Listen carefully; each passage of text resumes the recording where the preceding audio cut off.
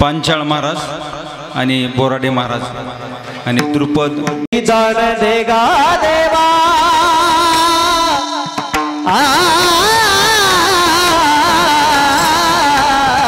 हेची दान देगा देवा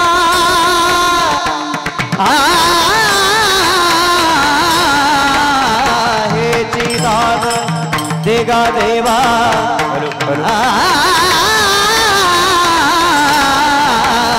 हेची दान देगा देवा हेची दान देगा देवा हेची दान देगा देवा देवा हेची दान देगा देवा देवा हेची दान देगा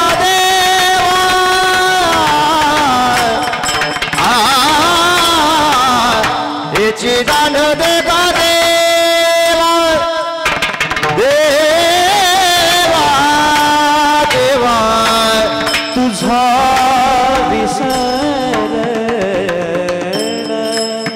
बाबा तुझा विसरण न हवा गुण गाईन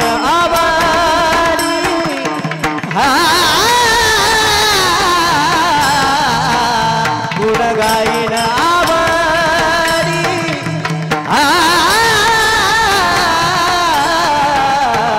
गुण गाईन आवडी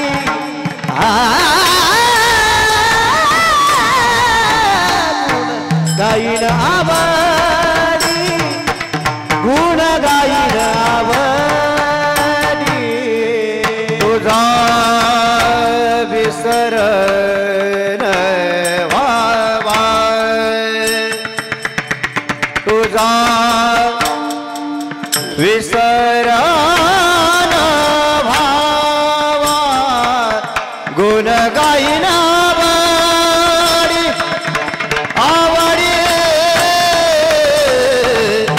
गुण गाईन आवडी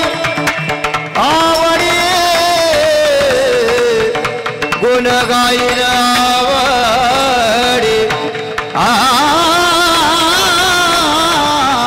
गुण गाईन आवडी आवडी तुझा विसर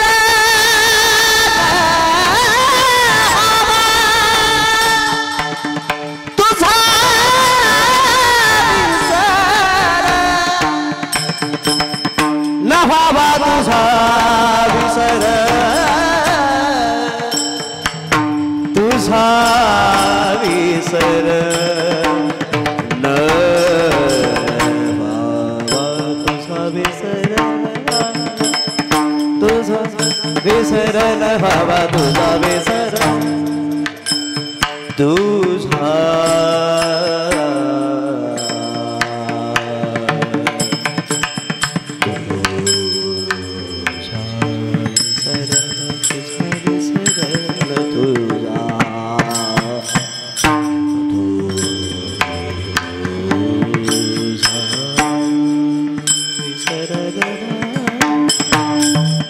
तुझा विसर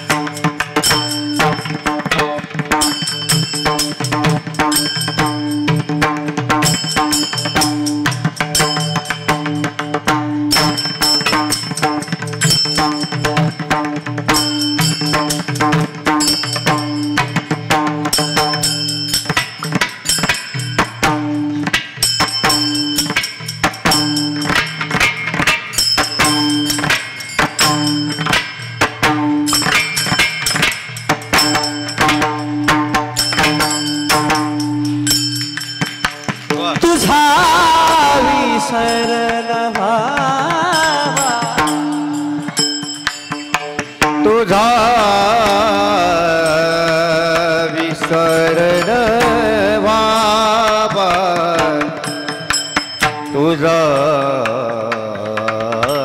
विसर व्हावा तुझा तुझा तुझा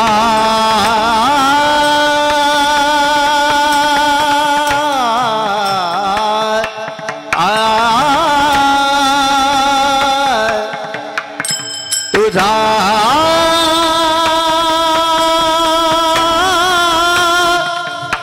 तुझा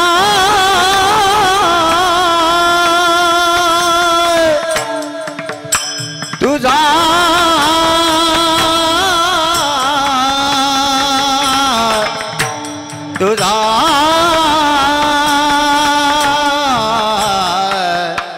तुझा विसरण व्हावा, विसरण व्हावा, विसरण व्हावा, विसरण व्हावा.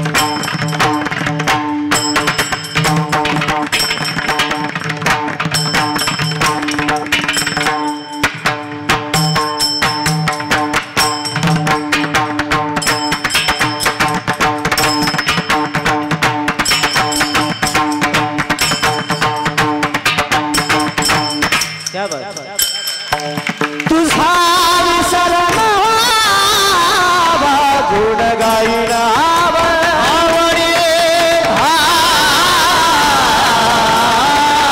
गुण गायिना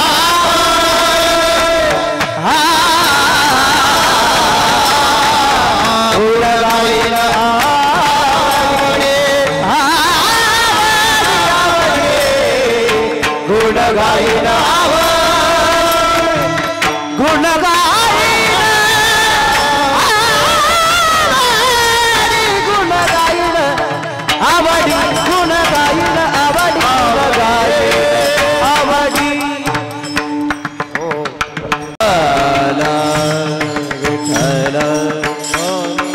विठ्ठल विठ्ठल विठ्ठल विठ्ठल विठ्ठल विठ्ठल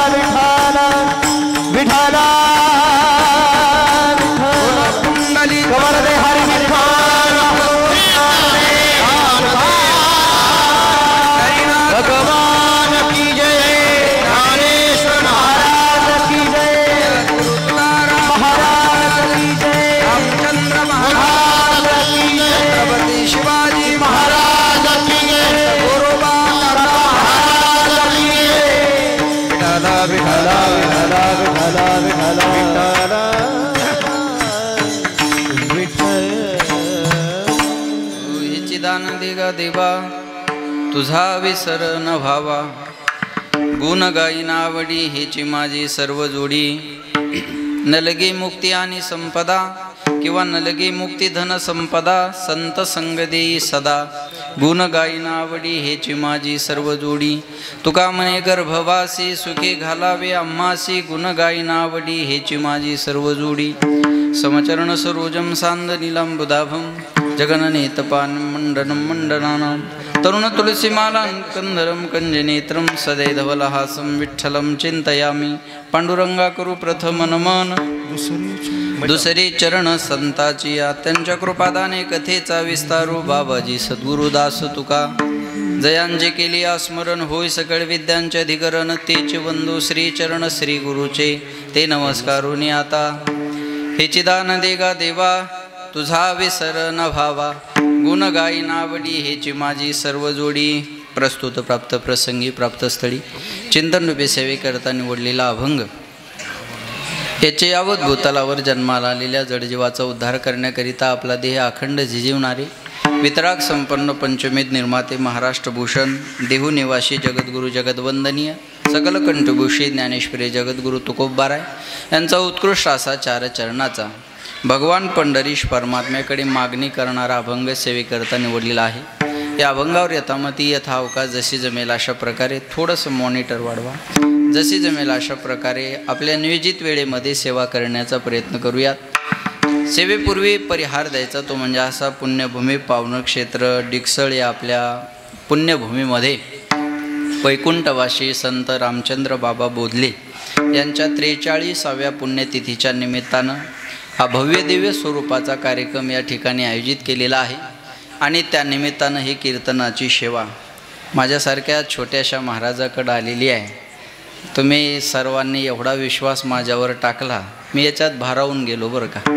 कारण बोधले घराण्याचं संप्रदायामध्ये किती वजन आहे हे परमार्थ करणाऱ्याला याची चांगली जाणीव आहे. मी विदेशात सुद्धा कीर्तन करून आलो, दुबईला जाऊन आलो, बरोबर आहे ना. पण बोधले घराण्याची जी परंपरा आहे याचं काही वजन विदेशापेक्षाही काही वेगळं आहे हा संप्रदायामध्ये.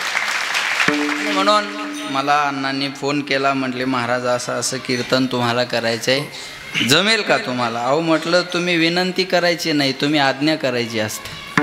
म्हणून हा येण्याचा योग या ठिकाणी आलेला आहे. या घराण्यामध्ये अनेक संतांची परंपरा आहे.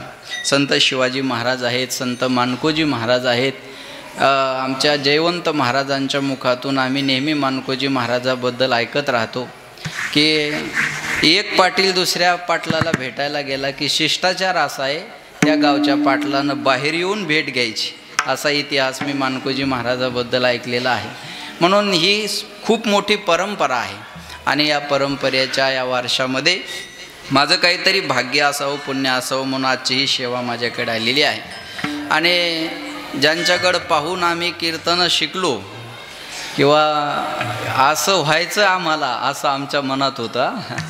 महाराजांकडं पाहिलं, आळंदीचा मोठा सप्ताह पाहिला की महाराज स्टेजवर होतो ना आम्ही तुमच्यासारखे ऐकायला बसलो होतो, बरोबर आहे ना. आळंदीचा मोठा सप्ताह आहे आणि तेव्हा असं वाटायचं की यांची ओळख आपली कधी होईल, बरं का, महाराजांची ना आपली ओळख कधी होईल.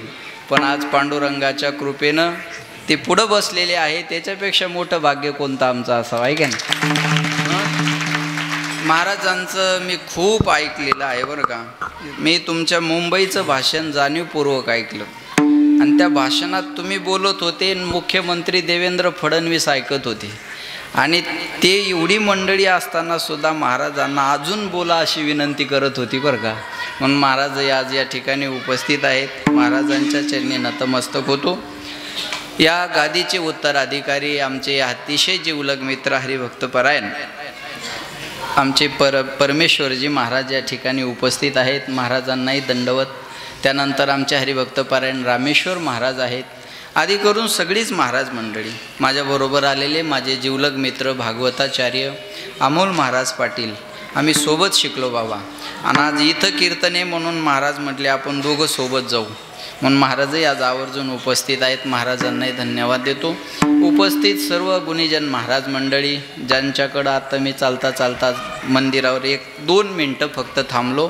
संत एकनाथ महाराजांचं मंदिर जे सुंदर बांधत आहे ते आमचे गणेश महाराज जोगदंड आहेत, तेही या ठिकाणी उपस्थित आहेत. आणि तुम्ही बहुसंख्येने असणारा श्रोता सर्वांच्या चरणी विनम्र अभिवादन आणि सेवेला सुरुवात. विठ्ठला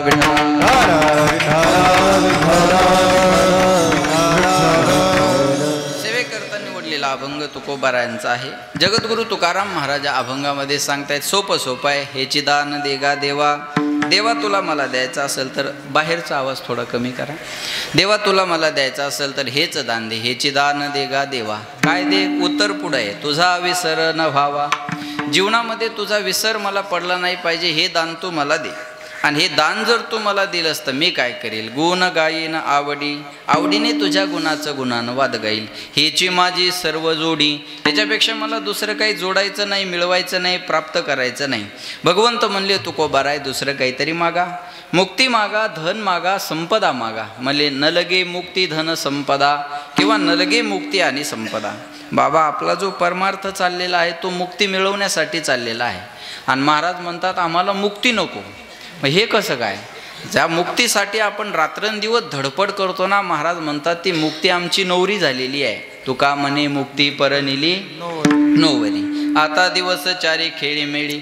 मुक्ती नवरी झाल्यामुळं आम्हाला तिचं काही टेन्शन घ्यायचं आहे म्हणून आम्हाला मुक्ती नको आहे असा एक अर्थ घ्या. किंवा दुसरा अर्थ घ्या की मुक्त झाल्यानंतर भजनाचा आनंद घेता येणार नाही म्हणून आम्हाला मुक्ती नको. न लगे मुक्ती, मुक्ती नको. मग धन घ्या.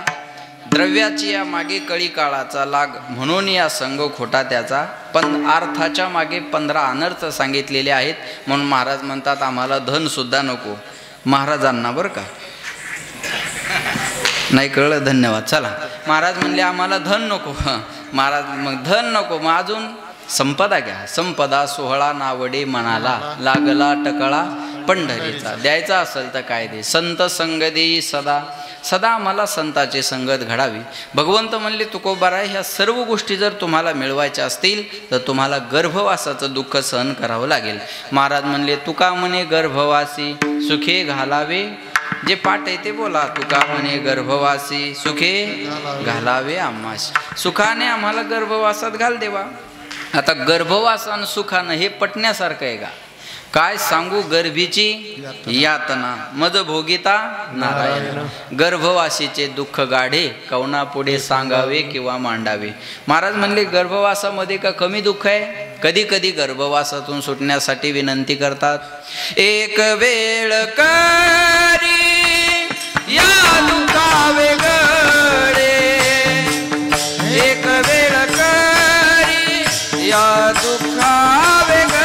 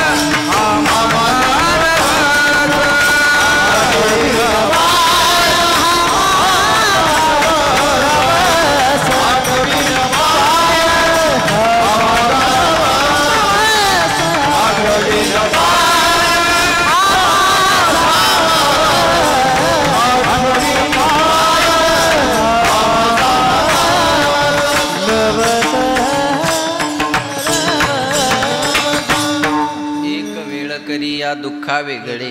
कधी कधी म्हणतात त्या दुःखापासून मला वेगळं करा. आणि कधी कधी म्हणतात घेईन मी जन्म याजसाठी देवा, तुझे चरण सेवा साधावया. कधी कधी जन्म घेण्याचा आग्रह धरतात. उपजोनिया पुढती येऊ काला खाऊ दैव.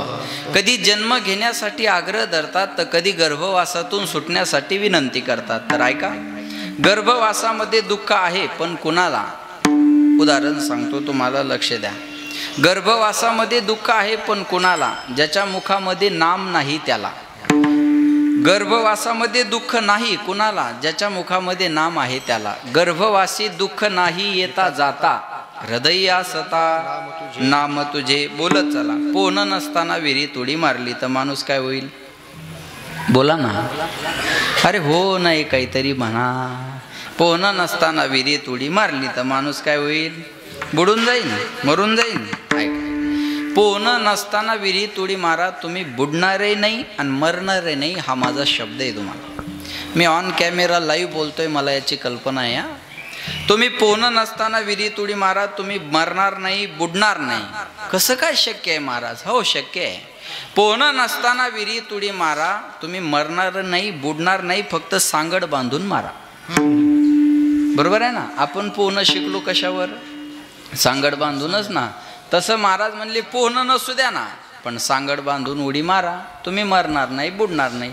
तसं गर्भवासात उडी मारा, पण सांगड बांधून मारा. सांगड बांधारे बांधारे भक्तीची, नारायण नामाची सांगड बांधून गर्भवासात या, दुःख होण्याचं काही कारण नाही. असा एक अर्थ घ्या. अजून एक अर्थ सांगतो चला. एखाद्या माणसाला फाशीची शिक्षा झाली तर त्याला कोणी वाचू शकतं का? बोला. हो नाही, काहीतरी बोला म्हणजे मी पुढं चालेल ना. नाही वाचू शकत. तुमच्या माहितीप्रमाणे त्याला कोणी वाचू शकत नाही, पण कायद्याच्या नियमाप्रमाणे त्याला एक माणूस वाचू शकतो. त्याचं नाव आहे राष्ट्रपती. राष्ट्रपतीचा स्वतंत्र अधिकार आहे. एखाद्या माणसाची फाशी जरी रद्द करायची असेल तर राष्ट्रपतीच्या सिग्नेचरनं सहीनं रद्द होते. हा राष्ट्रपतीचा स्वतंत्र अधिकार आहे. तसं देवा गर्भवासात दुःख आहे ते कोणी थांबवू शकत नाही, पण जसं राष्ट्रपतीच्या सहीनं फाशी थांबते तसं तू जगाचा मालक आहे ना, तुझ्या सहीनं तेवढं दुःख थांबवणं तुझ्या हातात आहे. असा एक अर्थ घ्या.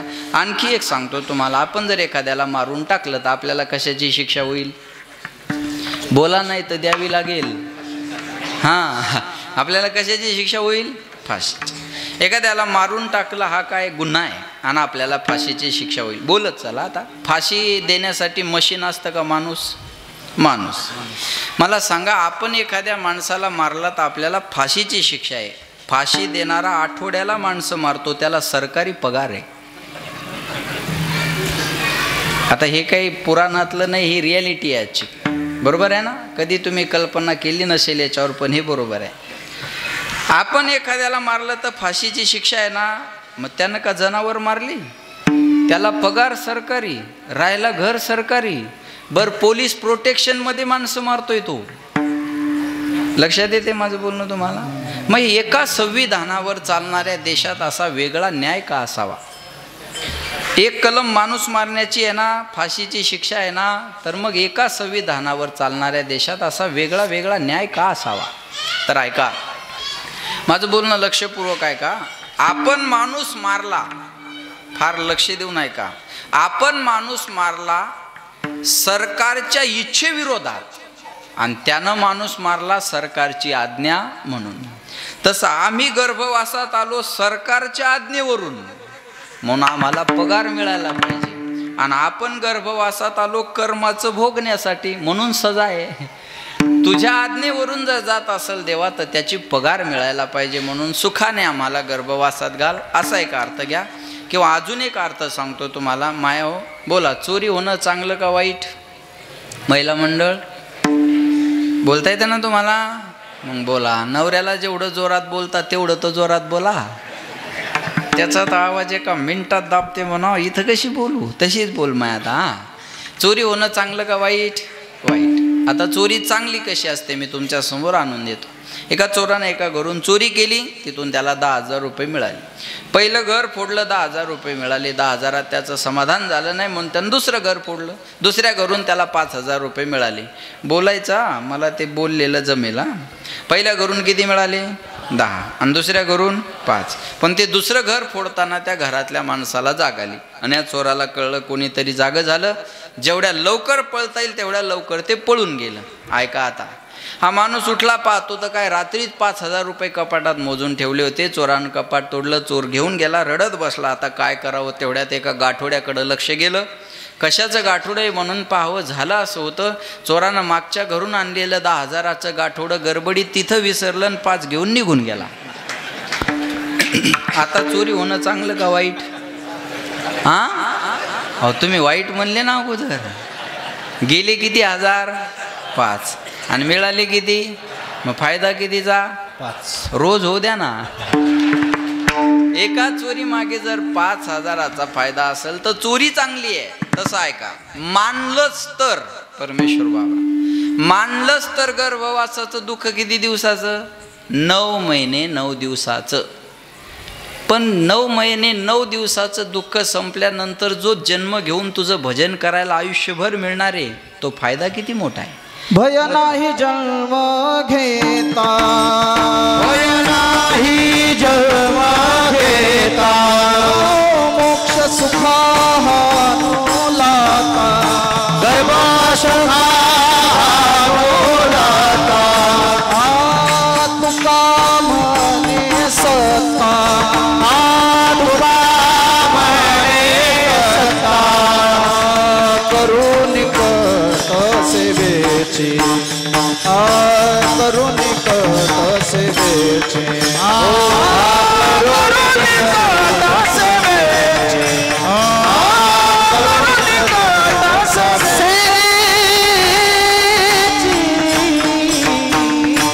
भय नाही जन्म घेता मोक्ष सुख हानू लाता. महाराज म्हणले आम्हाला त्याचं भय नाही जन्म घेण्याचं, लक्ष देऊ नाही का, म्हणून सुखाने आम्हाला गर्भवासात घाल. तुका म्हणे गर्भवासी सुखे घालावे आम्हासी, आणि काय करण्यासाठी? गुण गायीन आवडी ह्याची माझी सर्व जोडी, असा अभंगाचा माझ्या बुद्धीप्रमाणे सरळ अर्थ आहे. तुकाराम महाराजाच्या अभंगाचा हाच अर्थ आहे, असा जगातला एकही कीर्तनकार सांगू शकत नाही. तुकाराम महाराजाच्या अभंगाचा अर्थ काय हा परफेक्ट सांगण्यासाठी तुकाराम महाराजालाच यावं लागेल. बरोबर आहे ना. मग आपण काय करतो? आपण मोठ्याच्या मुखातून जे ऐकलेलं आहे ते मांडतो. बरोबर आहे. मग हा अर्थ वेगळ्या पद्धतीनं दुसरा कोणी वेगळाही सांगेल. समुद्राची खोली आपल्याला मोजता येणार नाही. मग आपण आपली कुवत आहे तोपर्यंत आत राहावं आणि बाहेर निघून यावं. विठाला विठाला विठाला विठाला विठाला. तुकाराम महाराज अभंगामध्ये जगाच्या मालकाकडे मागणी करतात. संप्रदायाचा दंड काही आजच्या दिवशी मागणीपर प्रकरणातला अभंग असावा. माझा पहिला प्रश्न हा आहे, आपण देवाकडे काही मागणं बरोबर आहे का? बाहेरचा आवाज थोडा कमी करा दादा, मॉनिटर. आपण देवाकडे काही मागणं बरोबर आहे का? आपण देवाकडे काही मागणं म्हणजे सरळ सरळ देवाची चूक काढल्याप्रमाणे आहे. आपण देवाकडे काही मागावं म्हणजे देवाला आपल्याला काय द्यावं हे कळत नाही असा त्याचा अर्थ होतो. पण देवाला कळत नाही असं तर म्हणता येणार नाही. चतुरातो शिरोमणी गुण लावण्याची खाणी मुकुट सकाळा म्हणी धन्य तुझी विठोबा. त्याच्यासारखा चतुर या जगाच्या पाठीवर दुसरा कोणी नाही. मग देवाच्या मंदिरात कधी मागण्यासाठी जायचं नाही. मग आपल्याला जे दिलेलं आहे त्याची कृतज्ञता व्यक्त करण्यासाठी मंदिरात जायचं असतं. पण असं आहे बाबा, मंदिर भी एक गजब की जगह है. मंदिर भी एक गजब की जगह है. इधर गरीब बाहर भीक मागते हैं और अमीर अंदर भीक मागते हैं. गरीब माणसं बाहेर भीक मागताना दिसतात आणि श्रीमंत माणसं आत मूर्तीजवळ जाऊन मागतात. बाहेरचा भिकारी म्हणतो रुपया 2 रुपये द्या, आणि आतला भिकारी तर कोटीशिवाय मागत नाही. मग मोठा भिकारी आतला का बाहेरचा? बोला ना. आतला. मग आपण आतले का बाहेरचे? जाऊ द्या, लय वाईट वाटेल आता, ते मनातच ठेवा. बरोबर आहे ना.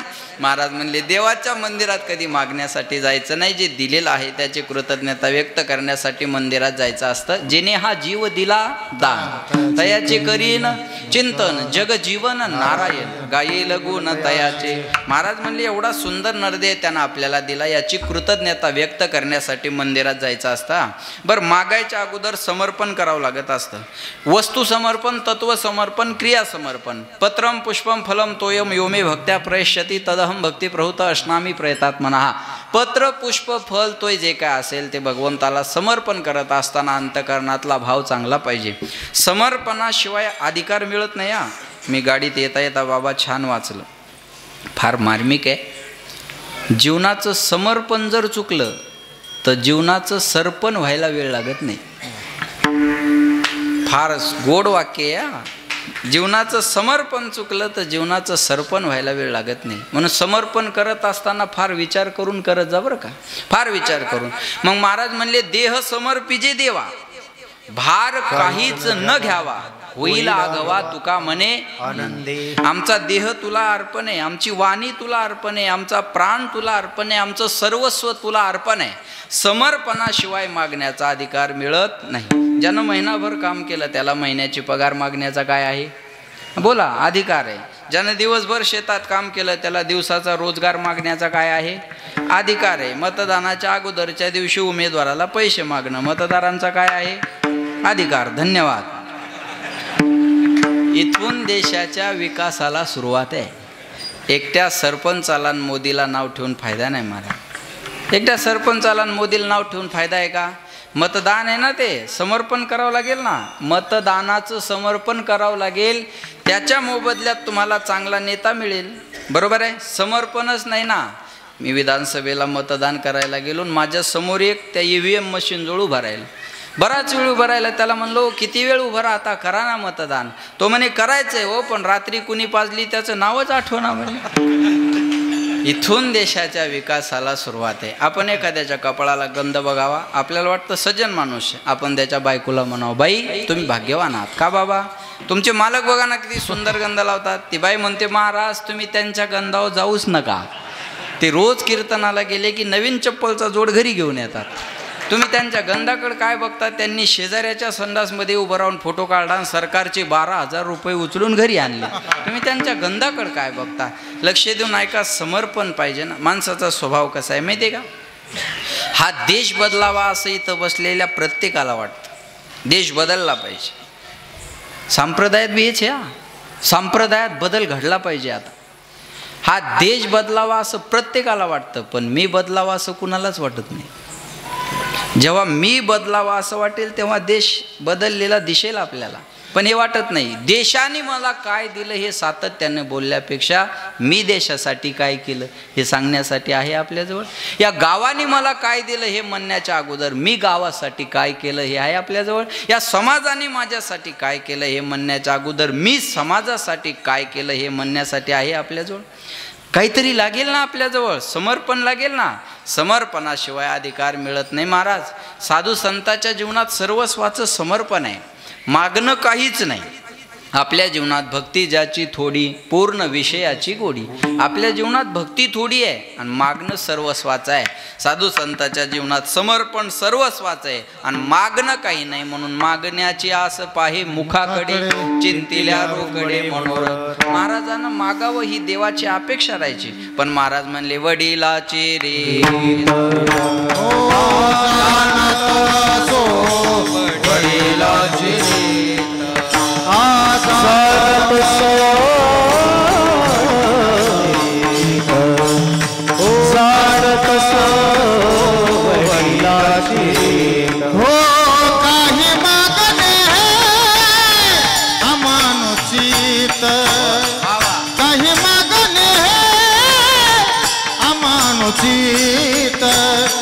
वडिलाची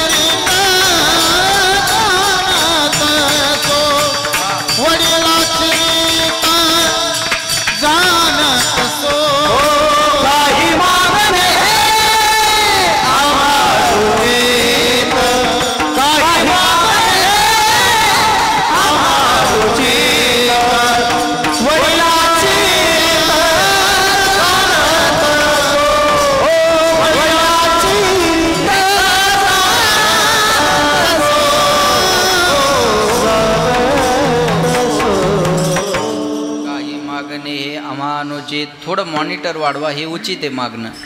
काही मागणे हे आम्हा अनुचित. वडिलाची रीत जाणत असो. आमच्या वडिलाची रीत मागण्याची नाही. आता वडील शब्दाचा अर्थ काय? आपल्यापेक्षा वयानं मोठे असतात त्यांना एक वडील म्हणतात आहे का नाही. म्हणून शाळेत प्रतिज्ञा असते मी माझ्या वडीलधाऱ्या माणसाची मान कापीन राखीन. हे एक वडील. आपल्याला ज्यांनी जन्म दिला ते एक बोला वडील. आणि महाराज माऊली ज्ञानेश्वरीमध्ये सांगतात एत वडील जे जे करती तया नाम धर्म ठेवी. यद यद आचरती श्रेष्ठ तत्त देवे तरो जना सयत प्रमाण कुरुते लोकस्तदन वर्तते. एत वडील जे जे करती तया नाम धर्म ठेवीत. वडील म्हणजे थोरा मोठ्यांची परंपरा. आमच्या परंपरेमध्ये मागण्याची रीत नाही. उदाहरण सांगतो, लक्ष देऊन ऐका. प्रश्न लक्षात ठेवजा म्हणजे उत्तर कळेल. आमच्या परंपरेमध्ये मागण्याची रीत नाही. अनेक काही नाही मागणे, अनेक काही नाही मागणे. सुख संपत्ती राज्य चाडधने, सुख संपत्ती राज्य चाडधने. साकणे तुझं पण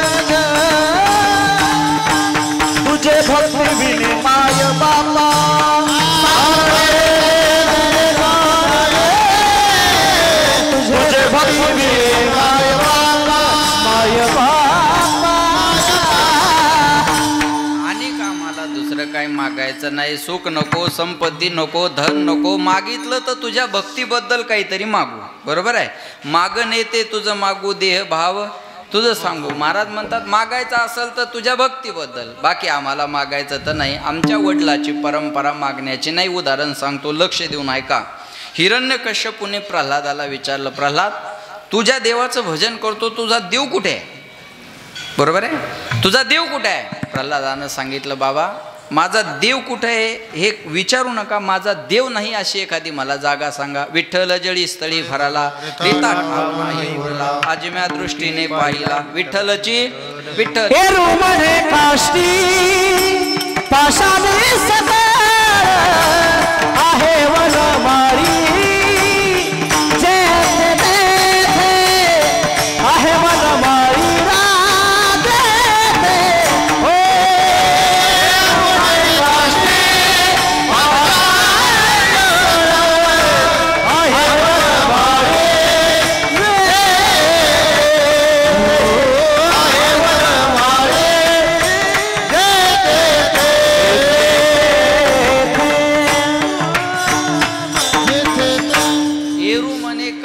काष्टी म्हणजे लाकूड, पाशानी म्हणजे दगड, सकळ आहे वनमाळी जेते देते.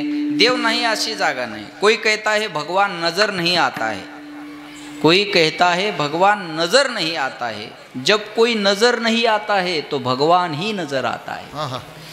जेव्हा जग दिसत असताना तेव्हा देव दिसत नसतो. आणि जेव्हा जग दिसायचं बंद होईल ना तेव्हा फक्त देवच दिसत असतो. तुम्ही आता या पुरातल्या लोकांना विचारा काय दिसतंय. माझं बोलणं कळतंय तुम्हाला? जेव्हा काहीच दिसत नाही तेव्हा देव दिसत असतो. प्रल्हादानं सांगितलं, बाबा माझा देव नाही अशी जागा नाही. सांगितलं या खांबात? हां सांगितलं. खांबावरी लात मारिली दुर्जने स्तंभी नारायण प्रगटले. कथा भाग मोठा आहे, लक्ष देऊन ऐका. भगवंताने त्याच्यातून नरसिंह अवतार घेतला. नरसिंह अवतार घेतला, एक प्रहार बुक्कीचा केला आणि हिरण्यकश्यपूला खाली पाडलं. हिरण्यकश्यपूला मांडीवर घेतलं, ऐका. आणि हिरण्यकश्यपू देवाला म्हणे, देवा तुम्ही मला मारू शकत नाही. म्हणे का? मला ब्रह्मदेवाने वरदान दिलेलं आहे. काय ब्रह्मदेवाने वरदान? मला आकाशात मरण नाही, मला जमिनीवर मरण नाही, मला घरात मरण नाही, मला दारात मरण नाही, मला दिवसा मरण नाही, मला रात्री मरण नाही, मला पशुकडून मरण नाही, मला मानवाकडून मरण नाही, मला अस्त्राने मरण नाही, मला शस्त्राने मरण नाही, मला सजीवाकडून मरण नाही, मला निर्जीवाकडून मरण नाही. ब्रह्मदेवानं बनवल्यापैकी मला कुणाकडूनच मरण नाही. अहो एवढंच काय, 12 महिन्यात मला कोणत्या महिन्यात मरण नाही. कसं काय मारणार तुम्ही मला बोला. आता हे एवढे वरदान एकीकडं आणि आपल्या कोरोनाच्या 3 लसा एकीकडं. तुम्ही आता टेस्ट करून पहा. बरोबर आहे ना? हे आता हे तपासा आता किती. लक्षात ठेवा. भगवंत म्हणले तुझ्या सर्व वराचं रक्षण करूनच मी तुला मारणार आहे. चल बोल, पहिलं वरदान काय? आकाशात मरण नाही, जमिनीवर नाही. म्हणे तू आकाशातही नाही जमिनीवर नाही, माझ्या मांडीवर आहे, चल पुढं बोल. म्हणे घरात मरण नाही, दारात नाही. म्हणे तू घरातही नाही दारात नाही, मी तुला उंबऱ्यावर घेतलंय. उंबरा किंवा चौकट हा स्पेशल शब्द आहे. उंबऱ्याच्या आतलं घर आणि उंबऱ्याच्या बाहेरचं दार. मग तू घरातही नाही दारातही नाही, उंबऱ्यावर चौकटीवर घेतलाय, चल पुढं बोल. म्हणे आणखी एक वरदान आहे. कोणतं? दिवसा मरण नाही, रात्री मरण नाही. भगवंत म्हणले आता दिवसही नाही आणि रात्र नाही, आता सायंकाळची वेळ आहे संध्येची. हां कळलं तुम्हाला आता? हां लक्ष देऊन ऐका. आपल्या संध्येची सांगितली बरं का. सायंकाळची वेळ आहे म्हणजे रात्र व्हायची असते आणि दिवस मावळलेला असतो, ती सायंकाळची वेळ. लग्नाचा मुहूर्त असतो, गोरज मुहूर्त. गायी गावात येताना जी रज उडते तो वेळ गोरज. बरोबर आहे ना? लक्षात ठेवा. म्हणे आकाशात मरण नाही, जमिनीवर नाही, घरात नाही, दारात नाही, दिवसा नाही, रात्री नाही. आणखी बोल. म्हणे आणखी एक वरदान आहे. कोणतं? पशुकडून मरण नाही, मानवाकडून मरण नाही. मी तुला पशु दिसतो का मानव? बोल. अरे मानव म्हणावं तर सिंहाचं आहे आणि पशु म्हणावं तर धड माणसाचं आहे, म्हणून नर आणि सिंह. आणखी काय वरदान आहे? बोल. म्हणे ब्रह्मदेवानं बनवल्यापैकी मला कुणाकडून मरण नाही. अरे वेड्या, म्हणे तुझ्या ब्रह्मदेवाला बनवणारा मी आहे. माझ्या नाभीतून कमळ निघालं आणि त्याच्यातून ब्रह्मदेवाचा जन्म झाला. मी ब्रह्मदेवाला बनवलेला आहे, त्यांनी मला बनवलेलं नाही. चल पुढं बोल. म्हणे आणखी वरदान आहे. मला अस्त्राने मरण नाही, मला शस्त्राने मरण नाही. भगवंत म्हणले तुला मारायला AK-47 रायफल गन मी काहीच आणलेलं नाही, माझ्या लांब लांब नखानं मी तुला मारणार आहे. म्हणे आणखी एक वरदान आहे. काय? आणखी एक वरदान आहे. काय? लक्ष द्या माझ्याकडे. 12 महिन्यात मला कोणत्या महिन्यात मरण नाही. आता काय करसाल बोला. म्हणले तुझ्यासाठी स्पेशल 13वा महिना मी काढलेला आहे. अधिक मास. अधिक म्हणजे जास्तीचा, मास म्हणजे महिना. दुष्काळात जमला आता. कसं आप्पा म्हणन तसं. विठाला विठाला विठाला विठाला.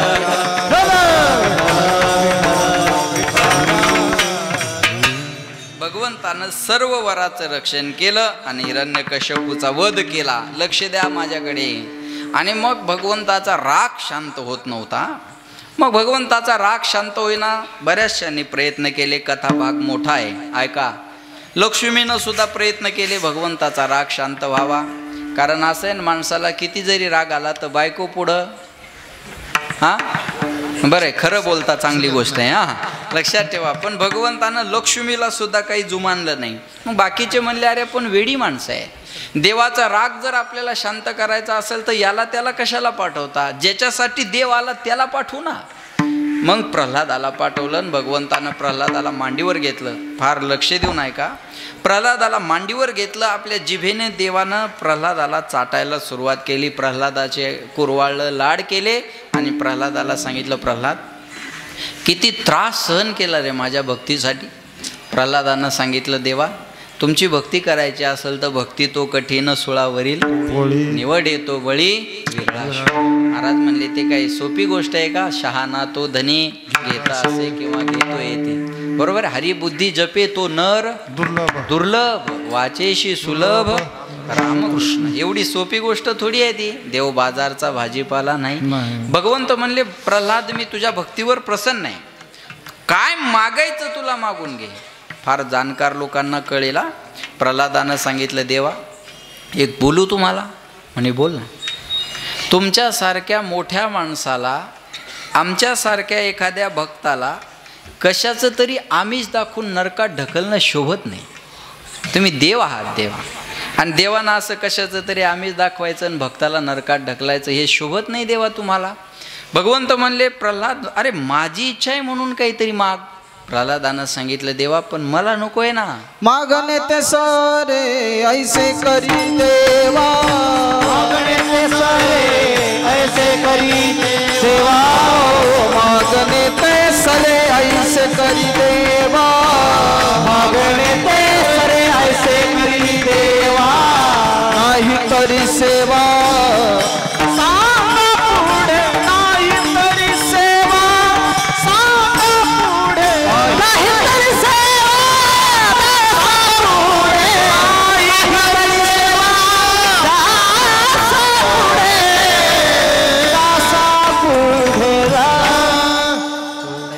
सांगतो थोडं बरं का. हां महाराज म्हणले, लक्ष द्या माझ्याकडे. देवा हे मला काही नको. अरे माझी इच्छा आहे म्हणून काहीतरी माग. प्रल्हादानं सांगितलं, देवा पण मला नको आहे ना. मग भगवंत माग माग माग माग म्हणल्याच्या नंतर प्रल्हादाला थोडी शंका आली. प्रल्हाद म्हणे, देवा ठीक आहे तुमची इच्छा आहे मला काहीतरी द्यायची. म्हणले हा मागाल ते द्यावं लागेल. भगवंतानं सांगितलं, अरे मागशील ते द्यायला तयार आहे तू माग तर. प्रल्हादानं सांगितलं, देवा तुमची जर इच्छा मला काही द्यायची असेल तरी एक काम करा. माझ्या जीवनामध्ये याच्यानंतर कधी मागण्याची इच्छाच उत्पन्न झाली नाही पाहिजे हे तुम्ही मला द्या. आणि ते प्रमाण महाराजानं दिलं. काय मागणे ते सरे. हा मागणे ते सरे ऐशे करी देवा. बस हे तुझं मागणं जीवनातलं सरावं हे दे मला. ही परंपरा आमच्या वडिलाची आहे. या परंपरेत आमचा जन्म झालेला आहे म्हणून आम्हाला मागणं उचित वाटत नाही. मग मागणी पर अभंगाचं काय करायचं आता. तुमच्या जर वडिलाची परंपरा मागण्याची नाही तर एवढे अभंग गाथ्यात एक स्पेशल प्रकरणच आहे मागणी पर प्रकरण. मग याचं काय करायचं. तर महाराज म्हणले, काही हा शब्द महत्त्वाचा. काही मागणे हे आम्हा अनुचित आणि काही मागणे हे आम्हा उचित. काही मागणं अनुचित असतं, काही मागणं उचित असतं. बायकोनं नवऱ्याकडं साडी मागावी हा तिचा मागण्याचा काय आहे अधिकार आहे. आणि नवऱ्याचं देणं काय आहे कर्तव्य आहे. तुम्हाला नाही मागणार तर कुणाला मागणार. याच्यापेक्षा वेगळं बोलू. बायको अशी असावी तिनं नवऱ्याला कधीच काही मागू नये. आता तरी खुश व्हा. बायको अशी असावी तिनं नवऱ्याला कधीच काही मागू नये. पण नवरा असा असावा बायकोला काही मागण्याची वेळच येऊ देऊ नये. याला म्हणतात संसार. याला म्हणतात संसार. हे टाळ्या वाजवल्या तरी असं होणार नाही. पण घ्या वाजवून. समाधान करायला अडचण नाही. समाधान करायला काही अडचण नाही. बरोबर आहे ना. लक्षात ठेवा. महाराज म्हणले हे असं होत नाही. तुम्ही बघा लग्नाचं असं आहे, नवीन नवीन सुरुवात झाली तेवढं बरं असतं. नवीन लग्न झालं की नवऱ्यानं बोलायचं आणि बायकोनं ऐकायचं. किती दिवस? वर्ष दीड वर्ष. दीड वर्षात एखादा मुलगा मुलगी झाली की पॅटर्न बदलतं. मग बायकोनं बोलायचं नवऱ्यानं ऐकायचं. आणखी एखादं झालं की दोघांनं बोलायचं आणि डिकसळणं ऐकायचं. संसाराचं स्वरूपच असं आहे. जे प्रेम सुरुवातीला आहे ते नंतर राहत नाही. नवीन लग्न झालेलं जोडपं रस्त्यानं चाललं तरी हाताला हात धरून चालतं. किती दिवस? महिना 2 महिने. महिना 2 महिने झाले की तो 50 फूट पुढं, ही 50 फूट मागे. ती म्हणते आहो, हा म्हणतो बोंबलू नको, चाल ये गड. जे प्रेम सुरुवातीला आहे ते नंतर राहत नाही. बाबा एक म्हातारी बाजारातून हाताला हात धरून चालली आणि त्यांच्या वयाचा मित्र त्यांच्याकडे आला. म्हणे काय तुमच्या नवरा बायकोचं प्रेम आहे हो? म्हणे कसं काय? एवढे वर्ष लग्नाला झाले तरी तुम्ही दोघं अजून बाजारातून चालताना हाताला हात धरून चालता. काय तुमच्या नवरा बायकोचं प्रेम असलं पाहिजे. ते म्हातारं म्हणे प्रेम फ्रेम काय नाही, हात सोडला की दुकानात घुसती म्हणून धरून ठेवलंय. तू समजतो असं काय नाही. बघा जे प्रेम सुरुवातीला आहे ते नंतर राहत नाही. बायकोनं नवऱ्याकडं साडी मागावी हा तिचा मागण्याचा अधिकार आहे. हे मागणं उचित आहे. हे मागणं बायकोनं नवऱ्याकडं साडी मागणं उचित आहे. पण पेरणीच्या टायमाला एक दाणी मागणं नाही का, वल्ल्या फोकाण हाणाय पाहिजे. मग पेरणीच्या टायमाला केलेले दागिने गहाण ठेवावे लागतात, तेव्हा सोनं मागणं अनुचित आहे. काही मागणं उचित असतं, काही मागणं अनुचित असतं. पावसाळ्याचे दिवस होते. आता कोणते पावसाळ्याचे आणि कोणते हिवाळ्याचे काही कळायला मार्ग राहिला नाही. पण म्हणूयात आपण पावसाळ्याचे दिवस होते.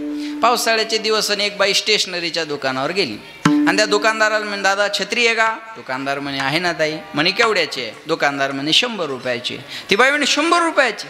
दुकानदार म्हणे ताई मी सांगितले आणि तुम्ही दिले असं झालंय का? मी 100 सांगितले, तुम्ही मागू शकता. त्या बाईनं सांगितलं 50 रुपयाला द्या. बाया बार्गेनिंग करायला एक नंबर असतात बरं का. 100ची वस्तू 50त मागण्याचं धाडस ह्या माय मावल्याच करू शकतात. माणसाकडे एवढी डेअरिंग नाही बरं. नवरा सोबत असतो तो म्हणतो अरे तो 100 म्हणतो, तू 70 तर म्हण.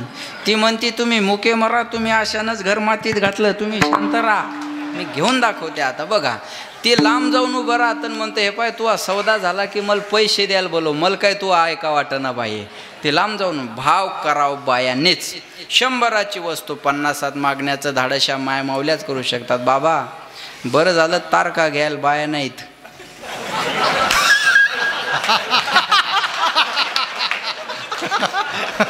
नाही तर महाराज डिझेलवरच मेला असता.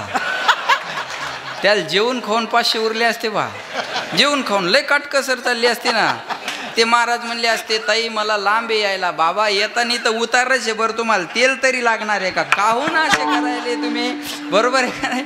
हे मोकळ्या मनाईन माणसाकडे म्हणून गाड्या घोड्या चालू आहेत आपल्या. नाही ते सोपं नाही ना महाराज, लक्षात ठेवा. ती म्हणे 50 रुपयाला द्या. दुकानदार म्हणे ताई 100 रुपयाची छत्री 50 रुपयाला मागता, एवढी काही कमाई नसते. एक काम करा, ज्या भावात मला आली त्या भावात घेऊन जा. 80 रुपयाला आली 80 रुपयाला घेऊन जा. ती म्हणे आता 40ला द्या. ती निम्म्यावरच यायची. तिला वाटलं कमी व्हायला, 40ला द्या. दुकानदार म्हणे ताई सकाळी सकाळी आलात असं माघारी लावणं बरोबर नाही. बोहणीचं गिराईक आहे, माघारी लावणं बरोबर नाही. हे काम करा, हे बघा थोडी जळ मी खातो, थोडी जळ तुम्ही खा. आता माझे 80 राहू द्या आणि तुमचे 40 राहू द्या. पहिल्यांदा जो शब्द टाकला ते 50 द्या, आता घेऊन जा. ती म्हणे आता 25ला द्या, लास्ट आणि बेस्ट. 25ला द्या लगे, आता काहीच बोलू नका. बरोबर आहे ना? दुकानदाराला राग आला. म्हणे ताई मग 25 पण कशाला देता, फुकटच घेऊन जा ना. मग 2 द्या म्हणे. जागे आहे ना तुम्ही? महाराज हे मागणं उचित आहे का? हे मागणं अनुचित आहे. काही मागणं उचित असतं, काही मागणं अनुचित असतं. तुकाराम महाराज देवाकडे गेल्यानंतर देवाला म्हणले देवा आम्हाला उचित अनुचित काय ते कळत नाही. मग काय करोनी उचित करो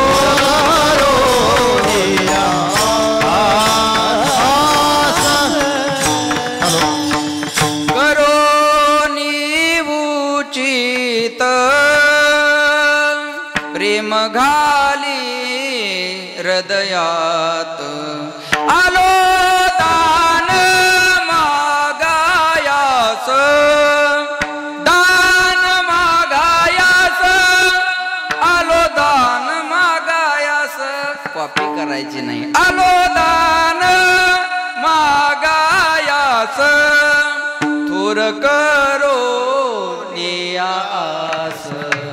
मी आलोय दान करोनी उचित प्रेम घाली हृदयात. आलो दान मागायास थोर करोनिया उचित ते करा भाव.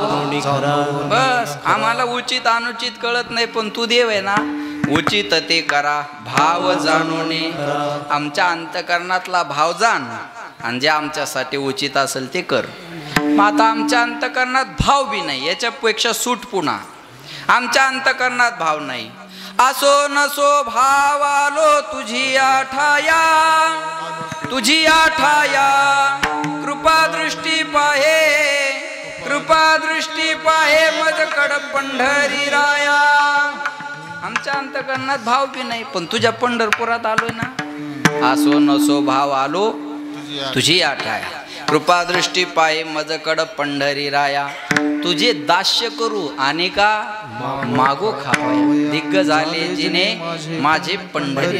अरे तुझं नाव घेतो नाही आम्हा चिंता वस्त्राया पोटाची. माऊली आमोची पांडुरंग. तुझं नाव घेत असेल तर तुला आमचं करावं लागेल ना सगळं. लक्षात येते का? मग आमच्यासाठी जे उचित आहे ते कर. आता उचित काय आणि अनुचित काय एका वाक्यात सांगतो. देवाकडं जाऊन देव सोडून सर्व काही मागणं म्हणजे अनुचित मागणं, आणि देवाकडं जाऊन देवाला मागणं म्हणजे उचित मागणं. तो मज व्हावा, तो मज व्हावा, वेळोवेळा व्हावा पांडुरंग. मग देवा तुला द्यायचा असेल तर हेच दे तुझा वेस.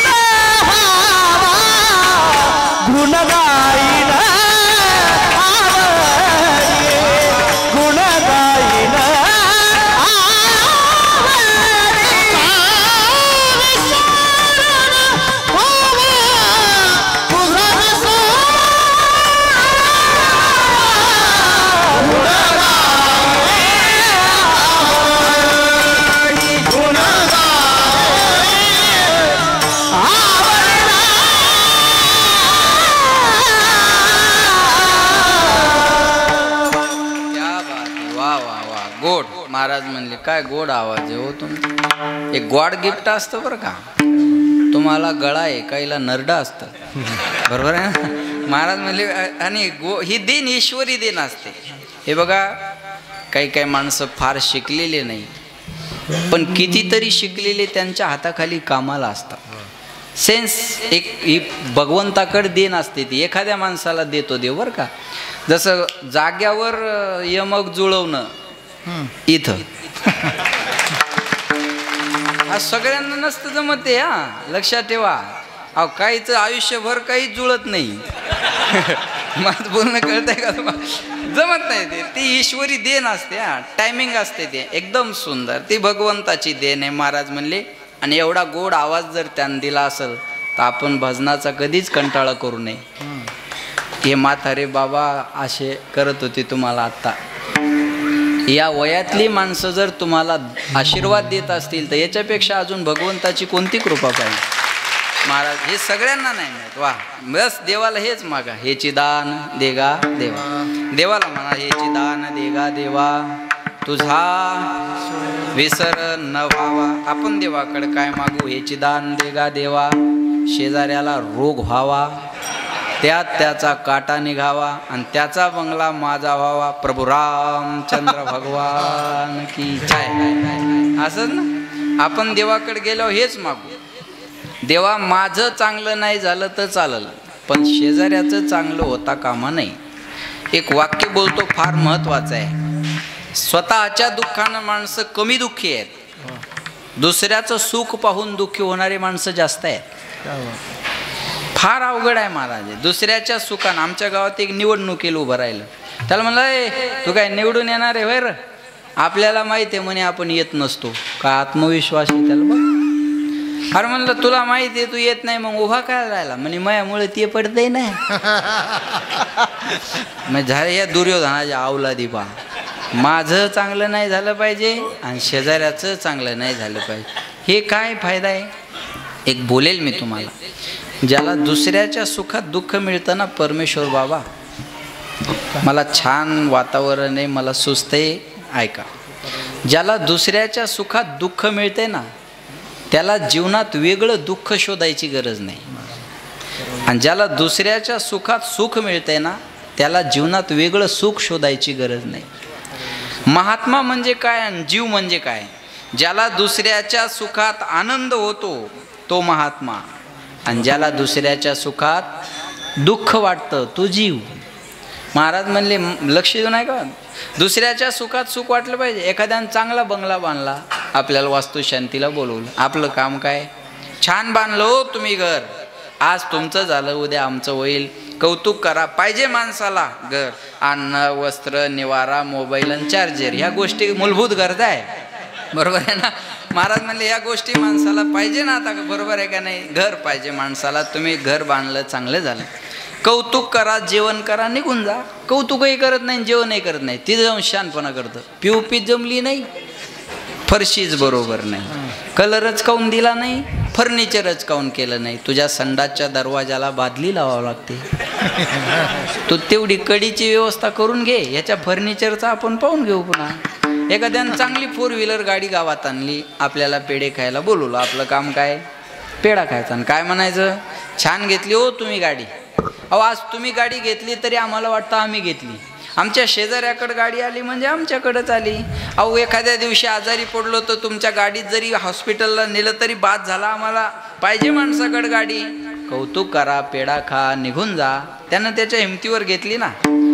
कौतुकही करत नाहीत, पेढाही खात नाहीत. 4 माणसं कोपऱ्यात घेतात आणि चर्चा करतात. हप्त्यावर घेतली असेल, हप्त्यावर घेऊ दे, नाही तर सप्त्यावर घेऊ दे, तुला प्रॉब्लेम काय? देणारे द्यायला लागले, करणारे करायला लागले. तुझ्या पोटात गोळा उठायचं काही काम आहे का? हा, काहीच गरज नाही ना. आणि महाराज लोकांच्या विरोधात बोलणारे, सप्त्याच्या विरोधात बोलणारे, वर्गणी न देणारे सापडतील. हा इतिहास आहे. तुम्ही बघा, जे देणारे आहेत ते म्हणतात आम्ही भगवंताला दिलंय, बस आम्हाला बाकी काही घेणं देणं नाही. न देणाऱ्याच्याच पोस्ट दिसतील फेसबुकला, न देणाऱ्याच्याच कमेंट दिसतील.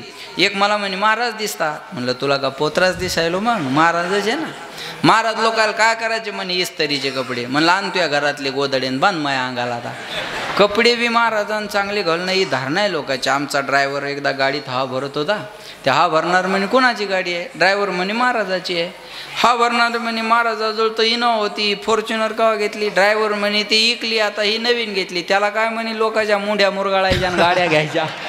अरे म्हणलं हलकटा तुझ्या दारात काही मागायला आलो का मी? बरोबर आहे का नाही? दुसऱ्याच्या अरे कोट्यावधीचे घोटाळे करणारे हेलिकॉप्टरने येतात. जरा जागे व्हा. कोट्यावधीचे घोटाळे करणारे हेलिकॉप्टरने येतात. आयुष्यभर घरदार सोडून परमार्थाचा प्रचार करणाऱ्या माणसाला गाडी भेटली तर एवढं पोटात काय दुखाय पाहिजे हो? काय दुखायला? लक्षात येते माझं? कोट्यावधीचे घोटाळे करणाऱ्याला जेसीबीन फुलं आहे, क्र्यांनी हार आहे. अरे कधीतरी याचा विचार करा ना. संप्रदायाचा प्रचार प्रसार करणारी माणसं आता रात्रंदिवस फिरायचं म्हणल्यावर गाडी चांगली नाही पाहिजे? आम्ही घरात कमीन गाडीत जास्त आहे महाराज. कधीतरी विचार करायचा याचा, पण जमत नाही लोकाला. हा, हे उत्तरेकडच्या लोकांना जमलं. साधूला वैभवात पाहावं उत्तरेकडच्या लोकांनी. विठाला विठाला.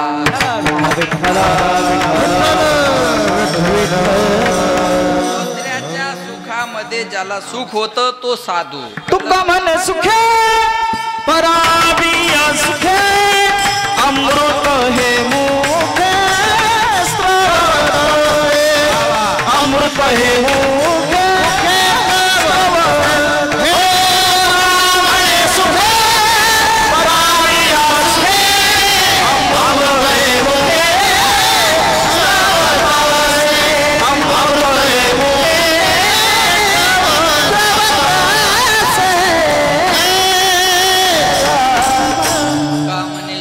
पराविया सुखे अमृत हे मुखे श्रवत. दुसऱ्याच्या सुखात सुख ज्याला वाटतं तो साधू. म्हणून महाराज आम्हाला द्यायचा असेल तर हेच रे, हेची दान देगा देवा. च म्हणलं की पर्याय संपून जातात. च म्हणलं की अन्याची व्यावृत्ती होत असते अण्णा. च म्हणलं की अन्याची व्यावृत्ती होत असते अण्णा, बरोबर आहे ना. च म्हणले की पर्याय राहत नाही. आता मी जर म्हणलं असतं अण्णा मला जरा असं अडचण आहे, मी ह्याला पाठवतो त्याला पाठवतो ना, माझ्यापेक्षा चांगले ना, ऐकून बघा.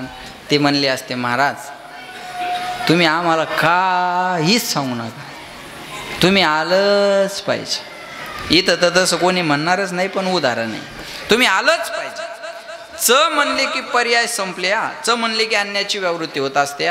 बोलत चला सुंदर ते ध्यान.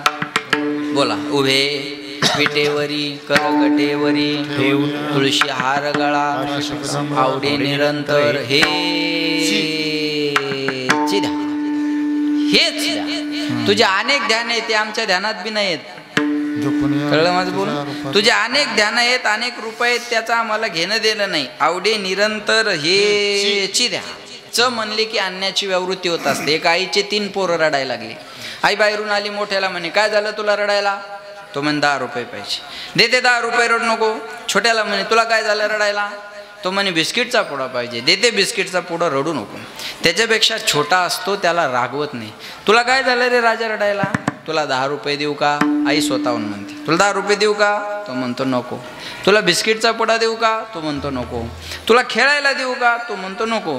तुला खाऊ देऊ का? तो म्हणतो नको. अरे राजा मग पैसे नको, बिस्किट नको, खेळाय नको, खाऊ नको, रडतो का? ते म्हणता आई मला पैसे नको, बिस्किट नको, खेळाय नको, खाऊ नको, मला याच्यापैकी काहीच नको, फक्त तू मला सोडून कुठंच जाऊ नको, मला तू पाहिजे. हेची. आणि जसं हे गोंडस बाळ लहानपणी म्हणतं का नाही आई मला फक्त तू पाहिजे, तसं तांदळाचा झटका लागल्यावर बियान हेच म्हणाय पाहिजे. पण ते तांदूळ फेकून आणल्यामुळं काय स्क्रू ढिल्ले होतात का काय मला कळत नाही बा. जे लहानपणी म्हणतं आई मला तूच पाहिजे, ते लग्न झाल्यावर बायकोला म्हणतं मला कळत मला, बरोबर आहे ना. अरे हे बघा, लग्न झाल्यावर आई मला तूच पाहिजे म्हणण्यासाठी माणूस पुरुष लागत असतो. आता याच्यापेक्षा इज्जत नाही घालवता येणार मला, लक्षात ठेवा. हे म्हणण्यासाठी माणूस पुरुष लागत असतो ना. आई मला तू पाहिजे, लक्षात ठेवा. आई मला तू पाहिजे, तसं देवा मला तू पाहिजे.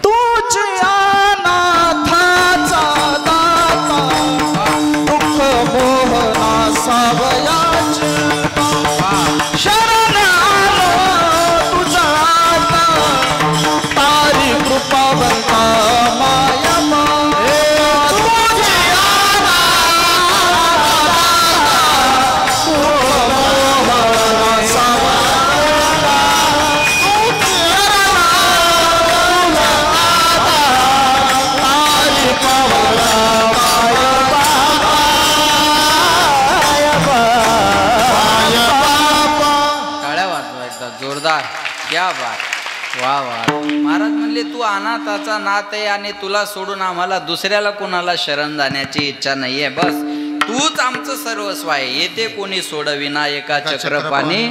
बस सर्वांनी लक्षात घ्या. म्हणून हेची दान देगा देवा मागतात. कुणाकडं? देवाकडं. देवाकडं मागतात. हा, ज्याच्याकडे जी वस्तू आहे त्याच्याकडे ते मागितलं पाहिजे. आपल्या सगळ्यांना माहिती आहे परमेश्वर बाबा भिकाऱ्याला भीक मागून अपेक्षा पूर्ण होत नाही.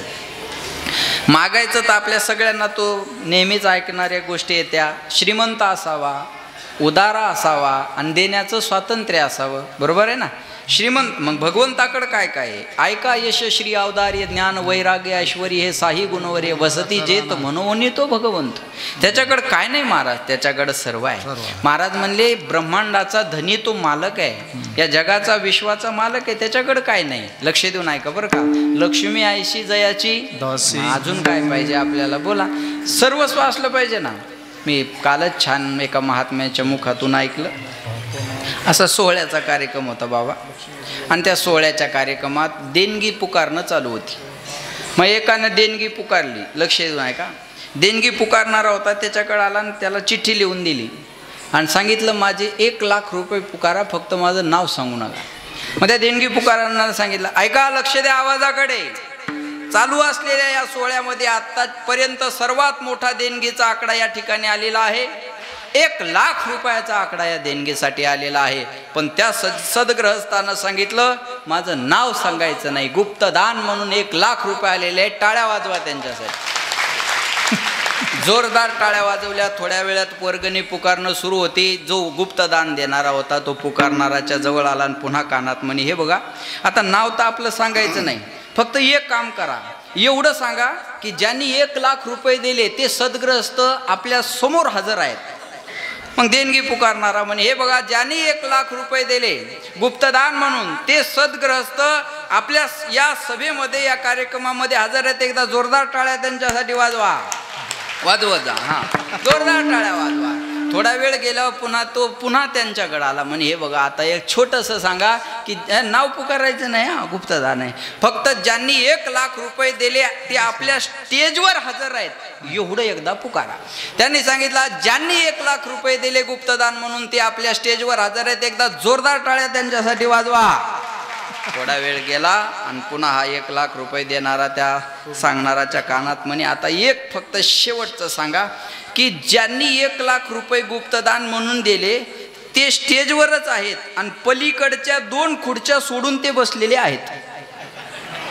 माझं बोलणं कळतंय ना तुम्हाला? हां, याने पुन्हा ऐका आवाजाकडे लक्ष द्या. ज्या सद्ग्रहस्थाने आपल्या सोहळ्यासाठी 1 लाख रुपये दिलेले आहेत ते सद्ग्रस्त या स्टेजवर पलीकडच्या 2 खुर्च्या सोडून बसलेले आहेत आणि त्यांच्यासाठी एकदा जोरदार टाळ्या.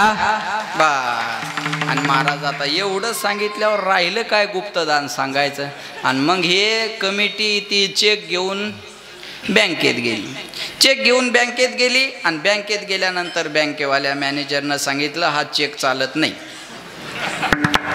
हा चेक चालत नाही म्हणले. आणि मग म्हणले कसं काय चालत नाही? अहो म्हणे याच्यावर सहीच नाही आहे, सिग्नेचरच नाही आहे. ती कमिटी आली म्हणे अहो तुम्ही हे 1 लाख रुपये दिले पण या चेकवर सही केली नाही ना. देणारा सद्ग्रस्त म्हणे गुप्तदान आहे ते, नाव कशाला टाकायला जमेल? नाही कळलं का तुम्हाला? सही कशी करायला जमेल? आशाकडे मागून फायदा होणार आहे का? तुम्ही मला सांगा. आशाकडे मागून फायदा होणार नाही. मागायचं तर देवाकडं मागावं. ऐसा तो समर्थ ब्रह्मांडाचा म्हणून हेची दान देगा देवा. मागतात कुणाकडं? जी वस्तू आहे त्याच्याकडं ते मागावं. कोणी भज्याच्या दुकानात गेला आणि म्हणला मला UPSCची तयारी करायची, डिक्शनरी द्या, मिळेल का? नाही. कोणी चप्पलच्या दुकानात गेला आणि म्हणला मला पावशेर पेढे द्या, मिळतील का? नाही मिळणार. चप्पलच्या दुकानात चप्पल मिळेल, पेढ्याच्या दुकानात पेढा मिळेल. बरोबर आहे ना? अहो ते जे ठिकाणं ठरलेले आहेत ना, औषधालय म्हणजे औषधीचं दुकान, पुस्तकालय म्हणजे पुस्तकाचं दुकान, देवालय म्हणजे देवाचं भांडार, विद्यालय म्हणजे विद्येचं भांडार. बरोबर आहे? तसं भगवंतानं गीतेत याला बोर्ड लावलं, दुःखालयम शाश्वत. याच्यामध्ये शाश्वत दुःख भरलेलं आहे. दुःखालय म्हणजे दुःखाचं भांडार. लक्ष देऊन ऐका. मागायचं तर देवाकडं मागावं. एक हनुमंतरायाचा भक्त होता, एवढा एकनिष्ठ भक्त होता. प्रकाश बाबा वार कोणता जरी असला तर अभंग शनिवारचेच म्हणायचा, एवढा एकनिष्ठ भक्त होता. आणि एवढा एकनिष्ठ भक्त असल्यामुळं हनुमंतराय त्याच्या भक्तीवर प्रसन्न झाले.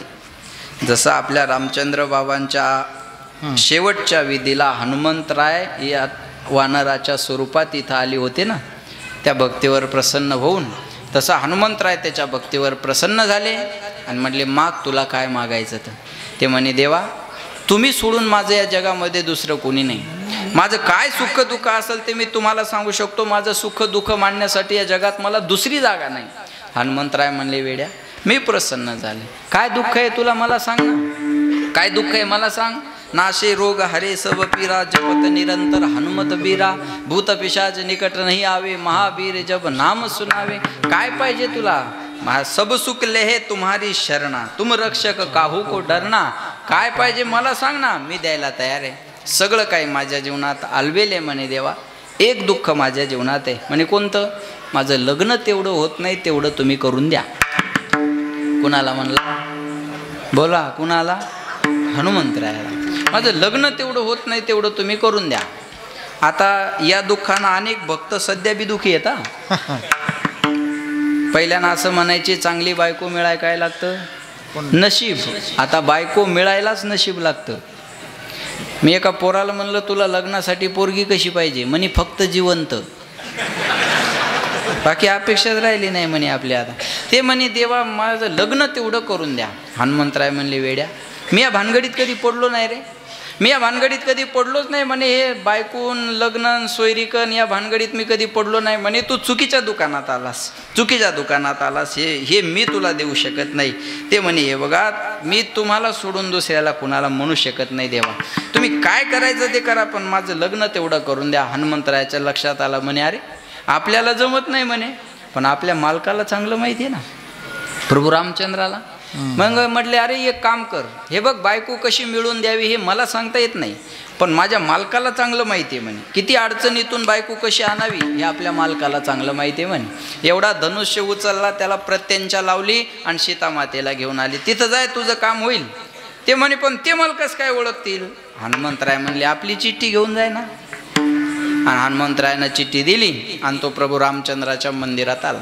प्रभू रामचंद्राकडे आला आणि प्रभू रामचंद्राच्या हातात चिठ्ठी दिली. प्रभू रामचंद्रानं चिठ्ठी वाचली. मी माझा एक भक्त तुमच्याकडे पाठवत आहे, काही करून तुम्ही त्याचं लग्न करून द्या, कळावे आपले हनुमंतराय. प्रभू रामचंद्रानं चिठ्ठी वाचली आणि हसायला आलं. हनुमंतराय या भानगडीत कधीपासून, हनुमंतराय या भानगडीत कधीपासून. पण म्हटले आपल्या हनुमंताची इच्छा आहे ना, देऊ याचं लग्न लावून. त्याला मुक्काम करायला सांगितलं आणि त्याचं लग्न लावून दिलं. घरी गेला. घरी गेल्यानंतर 2 महिने सुरळीत संसार चालला. 2 महिन्यानंतर पंढरपूरची वारी जवळ आली.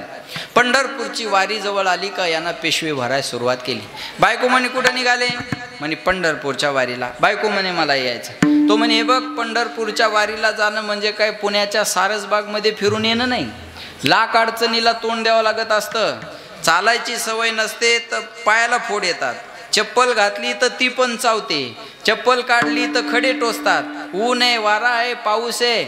मी म्हणतो वारी ज्यानं केली तोच वारी काय आहे ते सांगू शकतो. वारी हा लेखाचा आणि व्याख्यानाचा विषय नाही आहे, वारी हा अनुभवण्याचा विषय आहे. यांना विचारा वारी, यांना विचारा वारी, आपल्या परंपरेला विचारा वारी. वारी काय सोपी आहे.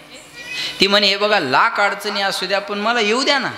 वाचावी ज्ञानेश्वरी आणि डोळा पहावी पंढरी. पंढरपूरला गेलं पाहिजे, मला येऊ द्या. बाल अट्ट राज अट्ट स्त्री अट्ट पुरवावं लागतो. निघाले दोघं मजलदार मजल करत पंढरपूरला पोहोचले. पंढरपूरला आल्यानंतर हा एकादशीची प्रदक्षिणा करायला निघाला. बायको म्हणे कुठं निघाले. तो म्हणे प्रदक्षिणा करायला. बायको म्हणे मला यायचं.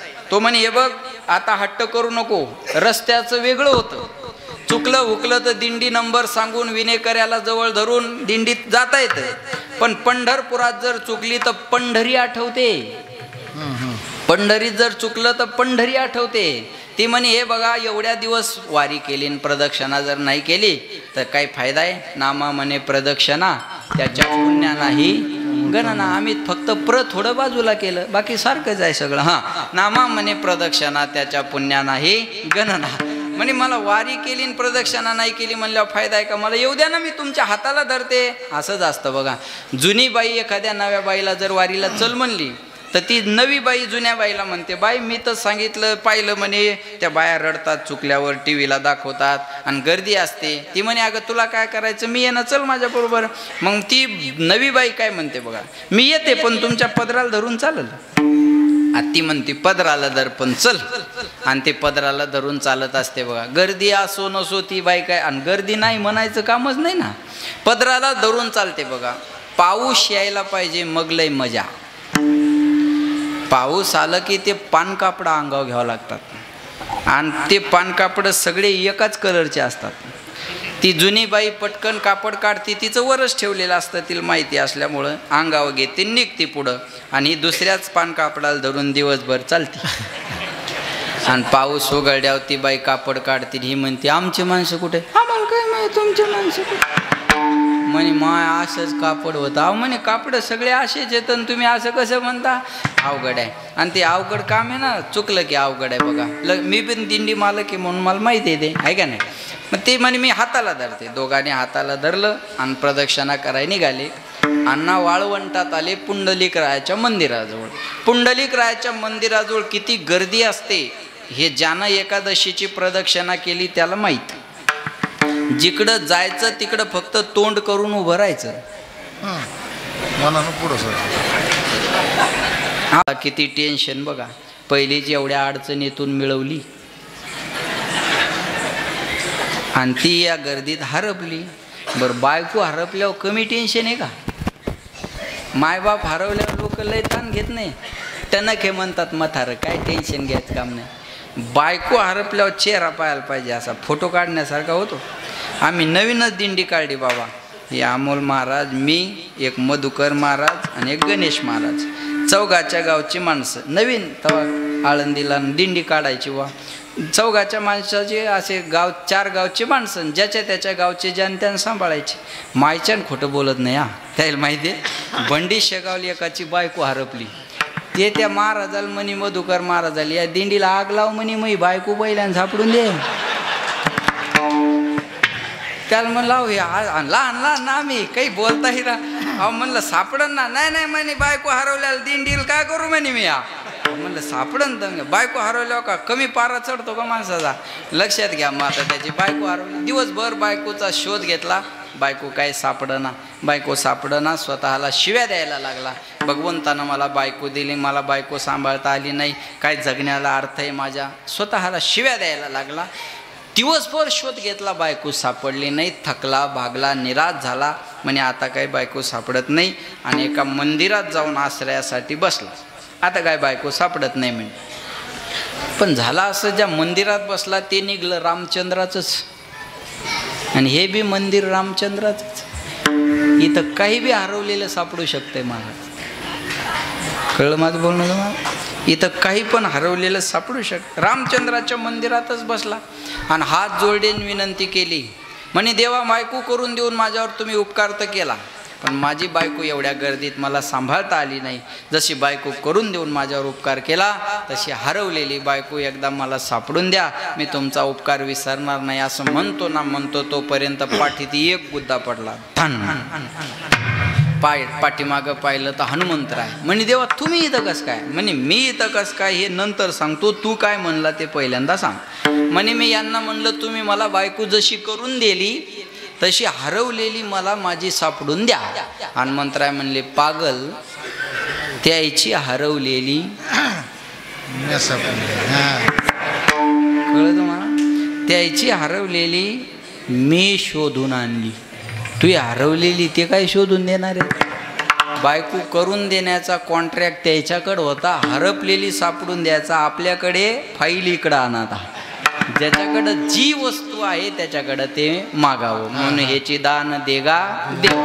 तुझा विसर न व्हावा, विसरली तया थोर झाली हानी, बचतील खाणी 84च्या. म्हणून तुझा विसर न व्हावा. आणि हे दिल्यानंतर गुण गाईन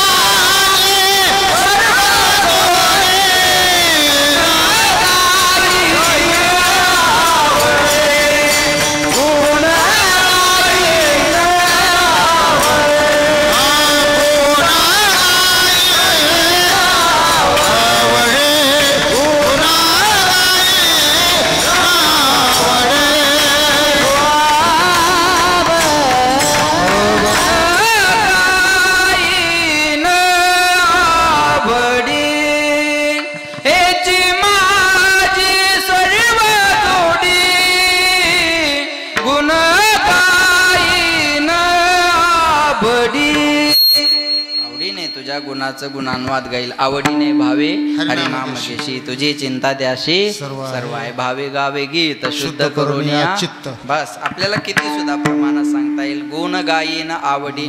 आपल्याला जो नरदेह दिला तो भजन करण्यासाठी दिलेला आहे. देवे दिला दे भजना गुमटा, देवे दिला देह भजना गोमटा. तो या झाला पाटा बाधिकेचा, तो या झाला फाटा बाधिकेचा. देवे दिला देह हो भजना गुमटा, देवे दिला देह हो भजना गुमटा. मनुष्य जन्म अनमोल रे, मिट्टी में ना रोल रे. अब जो मिला है फिर न मिलेगा, कभी नहीं कभी नहीं कभी नहीं रे. जीवड़ा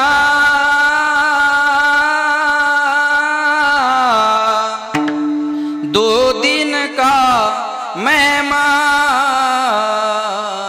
कब सुमरोगे राम, अब तुम कब सुमरोगे राम.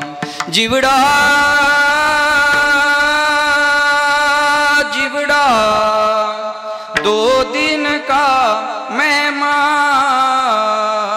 कब सुमरोगे राम, अब तुम कब सुमरोगे राम. याच देही गडे देवाचे अनेक ज्ञान नाही. कोणी म्हणाल मी बंगला बांधला, ज्या चिमणीला हातपाय नाही ती खोपा बांधते. कोणी म्हणाल मला मुलगा झाला, तुला वर्षात एक झालं. कुत्रीला एका टायमाला 6 होतात. कलर बदलून क्वांटिटी आणि व्हरायटी दोन्ही बी गोष्टी. बोला आपल्याकडं आहे का? आहार निद्रा भय मैथून सर्व योनी समसा. कुत्र्याला भूक लागते, आपल्याला भूक लागते. कुत्र्याला भूक लागली की कुत्रं मालका पुढं जाऊन गोंडा गोळतं. माणसाला भूक लागली की माणूस बायको पुढं.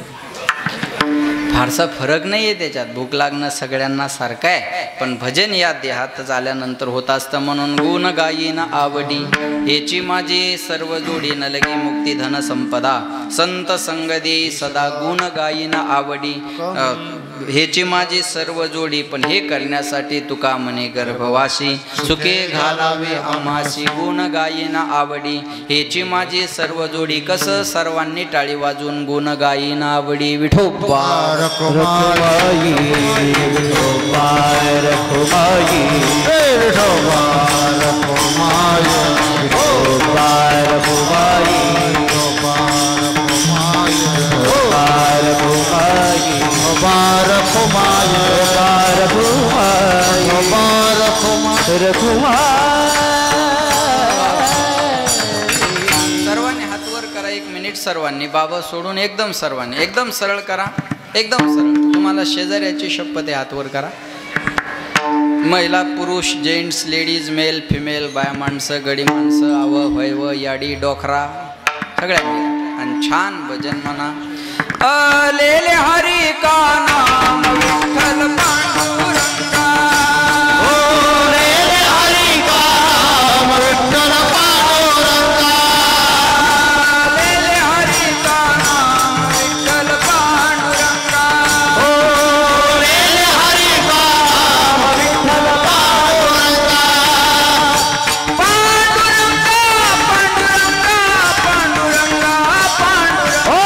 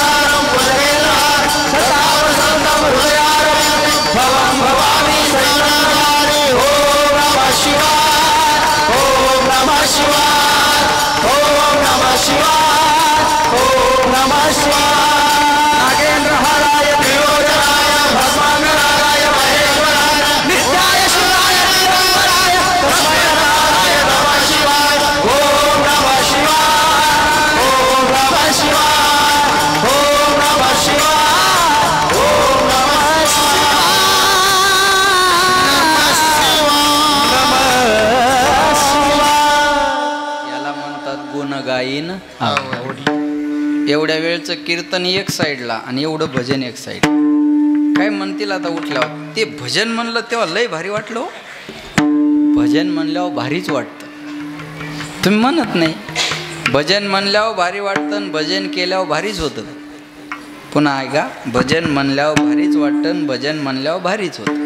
काही लोक म्हणतात महाराज लोकांची आयुष्य आहे. 100 नाही 1000% खरं आहे. महाराज लोकांसारखी आयुष कुणाची नाही आहे. काही नाकारत असतील तर त्यांचा प्रॉब्लेम असेल, पण मी सांगतो महाराज लोकांसारखी अण्णा आयुष नाही आहे का कुणाची? बोला. महाराज लोकांसारखी कुणाचीच आयुष नाही, पण तुम्ही महाराज होत नाही ही शोकांतिका.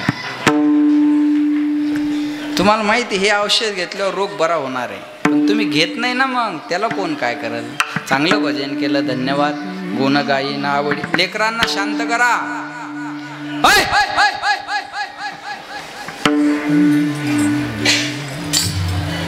ऐका, गुण गायीन आवडी हेची माझी, हेचे दान देगा देवा, तुझा विसर न भावा. गुण गायीन आवडी हेची माझी सर्व जोडी.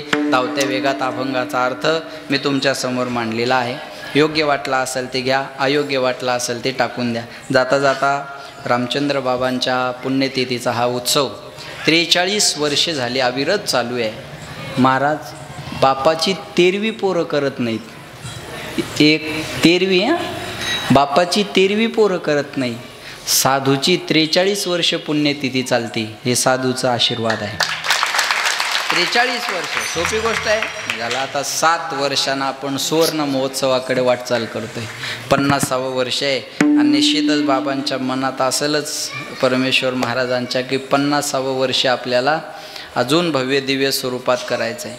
आणि बोधले घराण्यानं हातात घेतलं ना महाराज, माती उचललं तरी सोनं करण्याची ताकद आहे. सोनं करण्या आता भरपूर संघटना आहेत, भरपूर सगळ्या गोष्टी आहेत, पण या महाराष्ट्रात वारकऱ्याची पहिली संघटना जर कोणी केली असेल ते प्रकाश बाबा बोधलेंनी केलेली आहे पहिली. आता भरपूर झाल्या म्हणा, पण ते कौशल्य त्यांच्याकडं आहे आणि त्यांनी तेवढी धावपळ संप्रदायासाठी केलेली आहे. आपलं हे संघटना हे चालवणं म्हणजे स्वतःचे कीर्तनं सोडावे लागतात, तारखा सोडाव्या लागतात, लोकांच्या नाराज्या घ्याव्या लागतात, सगळ्यांना एकत्रित करावं लागतं, आपले कामं सोडून या सगळ्यांना फोन करावं लागतं. एवढी सोपी गोष्ट नसते बरं. संघटन एवढी सोपी गोष्ट नाही आहे महाराज, पण ते कौशल्य बाबांकडं आहे म्हणून महाराष्ट्रात त्यांचं वजन आहे. महाराष्ट्रात कोणताही निर्णय असेल तर त्यात प्रकाश बाबा आणि बोधले घराण्याचा समावेश केल्याशिवाय तो होत नाही. होत नाही. मी पहिल्यांदाच कीर्तनाला आलो आणि याच्यानंतर पण तारीख मिळाव ही अपेक्षा धरून मी काही बोलत नाही. जी रिॲलिटी आहे, जी वस्तुस्थिती आहे ती मी बोलतोय. ही वस्तुस्थिती आहे आणि ती आपल्याला स्वीकारावी लागेल. अख्खं जीवन आणि अजून आहे वयानं जरी मोठे असले तर तरुणांना जवळ घेतात. तरुणांना आमच्या साठे महाराजाला तर लय लळा आहे त्यांचा. मला तर येता येता सांगितलं म्हणे असं असं सगळं आहे. मग भरत अण्णा पठाडेंनी पण म्हणे परमेश्वर महाराज अण्णा ही मंडळी आपल्याला हे सगळीच मंडळी आपल्या तरुणांना खूप घेऊन चालते. म्हणून बघा ना तुम्ही, गेल्या वर्षी पुरुषोत्तम पाटील खोले महाराज, त्याच्या अगोदर साठे महाराज, यंदा पठाडे महाराज, मी 2 तरी तरुण कीर्तनकार या सप्ताहामध्ये असतातच. ही मागणी आहे, फार महत्त्वाची गोष्ट आहे. आणि अशा मोठ्या माणसासमोर बसलं की, मोठी माणसं पुढं बसले की एक वेगळा अंतःकरणात भाव असतो बरं का, लक्षात ठेवा. म्हणून निश्चित या ठिकाणी हा पुण्यतिथीचा कार्यक्रम भव्य दिव्य स्वरूपात आपल्या सगळ्यांच्या सहकार्याने 43 वर्ष झाले पार पडतोय. मी जाता जाता एकच विनंती करेल, सगळ्यांनी या कार्यक्रमाला सहकार्य करा. तन मन धनानं आपण सहकार्य केलं पाहिजे. आता हे डिकसळ गाव म्हणजे रामचंद्र बाबाचं गाव म्हणून ओळखलं जातं. या रामचंद्र बोधले बाबाचं गाव. डिकसळ म्हणलं की बोधले नाव आल्याशिवाय राहत नाही, बोधले नाव आल्याशिवाय राहत नाही. मग ही गनिमा जपणं आपल्या गावाचं आणि आपल्या परिसराचं कर्तव्य आहे. पुन्हा एकदा सांगतो, हे वैभव जपणं, ही गनिमा जपणं आपल्या गावाचं आणि आपल्या परिसराचं काम आहे, आपल्या परिसराचं काम आहे. लक्षात ठेवा, कारण हे व्यासपीठ आहे महाराज, हे इथं सगळं सुधारण्याचा कारखाना इथे आहे. म्हणून हा अतिशय महत्त्वाचा आहे. म्हणून सगळ्यांनी सहकार्य करा, चुका काढत बसू नका. महाराज ठेवून होता पाहिजे, पखवाजा ठेवून होता पाहिजे, गायक ठेवून होता पाहिजे, माईक ठेवून होता पाहिजे, साऊंड इकडं पाहिजे होता, भोंग्यात तिकडं पाहिजे होता. भोंग्याच घेऊन जाय तुझ्या घरी आणि येऊ नको पुन्हा इकडं. काय चौकशा करता तू माणसं.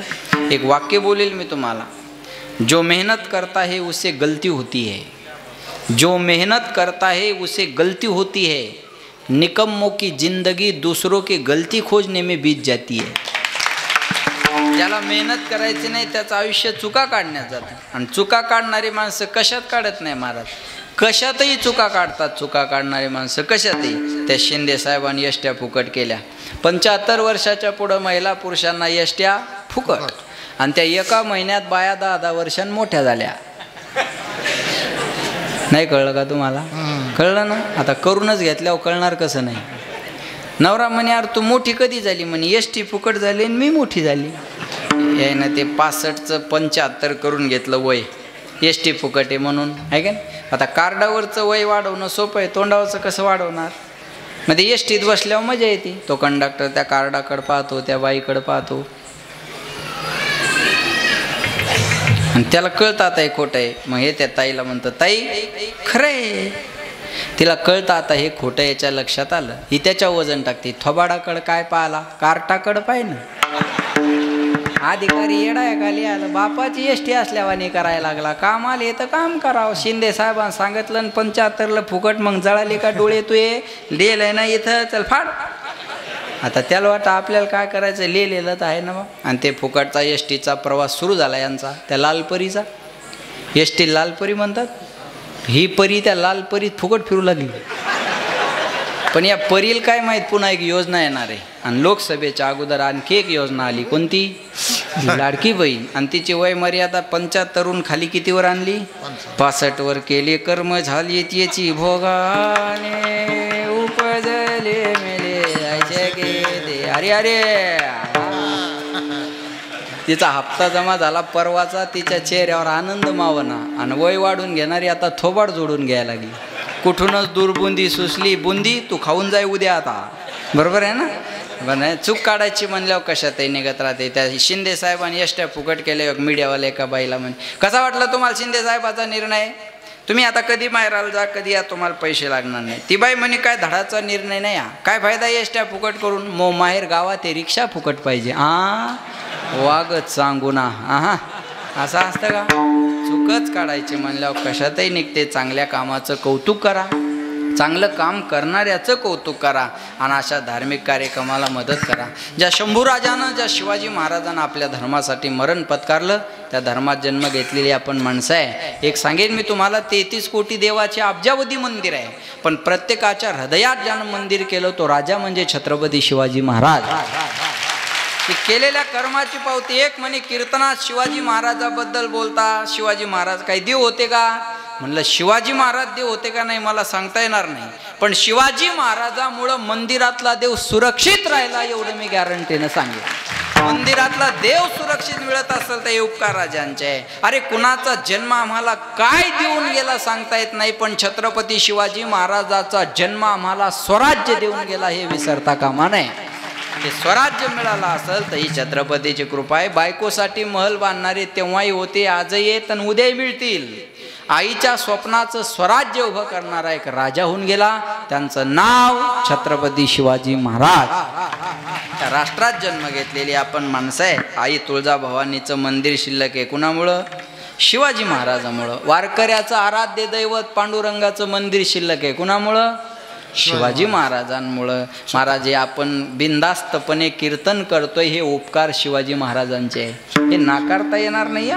हे शिवाजी महाराजांचे उपकार आहे. राष्ट्रात जन्म घेतलेली आपण माणसं आहे. पण आहे या महापुरुषाला लोकांना बाबा सध्या जातीत वाटून घेतलं. शिवाजी महाराज मराठ्यांचे, भगवान बाबा वंजाऱ्यांचे, सावतामाळी माळ्यांचे, नरहरी सोनार सोनारांचे, रोहिदास चांभार चांभारांचे, महाराणा प्रताप राजपूतांचे, बाळूमामा धनगरांचे, बसवेश्वर वाण्यांचे, शेवालाल बंजाऱ्याचे, बिरसा मुंडा आदिवाशांचे. या महापुरुषांना लोकांनी जातीत वाटून टाकले. एक लक्षात ठेवा, 18 पगड जातीतले लोकराजांनी एकत्र केले आणि या हिंदवी स्वराज्याची स्थापना केली.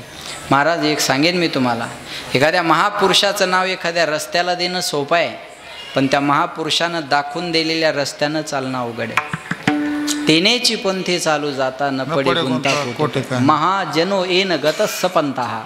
महाजन ज्या मार्गाने गेले त्या मार्गाने आपण चाललं पाहिजे, जातीत वाटू नका. महाराज हे मला आनंद वाटला आज या काळात, या परिसरात, या सध्याच्या धावपळीत, या सध्याच्या सिच्युएशनमध्ये बाबा किती जपतायत. ही पत्रिका म्हणजे संप्रदायासाठी आदर्श पत्रिका आहे, लक्षात ठेवा, नाही तर ही अवघड गोष्ट झालेली आहे. आणि विनंती आहे माझी संप्रदायातल्या लोकांना, संप्रदायातल्या लोकांना ज्ञानोबा तुकोबारायापेक्षा कोणाला मोठं मानू नये. वारकरी संप्रदायात जो आहे ना, त्यांना ज्ञानोबा तुकोबारायाला सर्वस्व मानलं पाहिजे. महाराज सर्वस्व मानलं पाहिजे. मी माऊली, अरे मी जो काही उभा राहिलो ही कृपा माऊलींची आहे. मी जे उभं राहून बोलतो हे उपकार तुकोबारायांचे आहेत. बाकी जगाचे दुसऱ्या उपकार माझ्यावर नाही आहेत. हे ज्ञानोबा तुकोबारायांचे उपकार आपल्यावर आहेत. म्हणून माझी विनंती आहे सगळ्यांना, आपण महापुरुषांना जातीत वाटू नका. वंजारी, मराठी, कोळी, साळी, धनगर, भिल्ल, हाटकर, राजपूत या जातीत वाटू नका. आज महाराष्ट्रावर फार मोठं संकट आहे, खूप मोठं.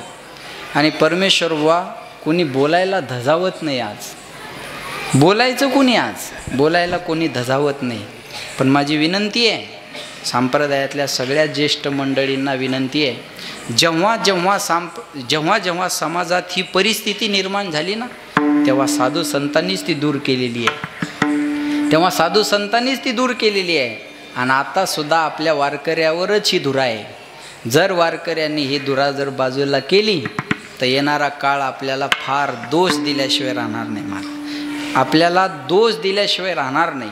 म्हणून माझी सगळ्यांना संप्रदायातल्या विनंती आहे, आपण या समाजाला कसं सोबत घेऊन चालता येईल तो घेऊन चालण्याचा प्रयत्न या ठिकाणी करणं गरजेचं आहे. पुन्हा एकदा तुम्हा सगळ्या वारकरी मंडळींना मी धन्यवाद देतो. बाबांच्या चरणी नतमस्तक होतो. 5 मिनटं जास्त झाले, 5-7 मिनटं जास्त झाले, त्याबद्दल तुमच्या सगळ्यांची क्षमा माफी. पुन्हा एकदा आमचे परमेश्वरजी महाराज एवढ्या मोठ्या गादीवर आहेत, पण तीळ मात्र सुद्धा अहंकार नाही. हा महाराज, भेट जरी होत नसली तर चर्चा होत असते. न होऊ द्या ना भेट, एखाद्या माणसाची भेट होत नाही. मोदीची का ना आपली भेट झाली, पण चर्चा गावागावात आहे ना. तसं परमेश्वर महाराज, अण्णा महाराज, तुमची भेट जरी होत नसेल ना, तर जेव्हा जेव्हा तरुण कीर्तनकार एकत्र येतात ना, तेव्हा निश्चित तुमचं नाव निघाल्याशिवाय राहत नाही. महाराज नाव निघाल्याशिवाय राहत नाही. हे फार महत्त्वाचं आहे. म्हणून मी एवढ्या लांब आमच्या पुरुषोत्तम महाराजांच्या सप्ताहाला भेट देण्यासाठी एवढ्या लांबून बाबा आपण सगळी मंडळी आला होतात, आहे का नाही. म्हणून पुन्हा एकदा तुम्हाला मी धन्यवाद देतो. काही चुकीचा शब्द केला असेल तर मला परत करा. बालक बोबडा बोलिका वाकोडा वेचुका पाऊली ते चोज करुणी माऊली रिजे जेवी पायाच्या प्रसादी काही बोलिलो विनोदे मज क्षमा करणे संती हे अंगभूत युक्ती. बस महाराज एवढंच आहे. पुन्हा एकदा तुम्हा सर्वांच्या चरणी विनम्र माथा ठेवतो आणि माझ्या वाणीला विराम. ज्ञानेश्वर माऊली काळेश्वर माऊली महाराज काळेश्वर माऊली महाराज.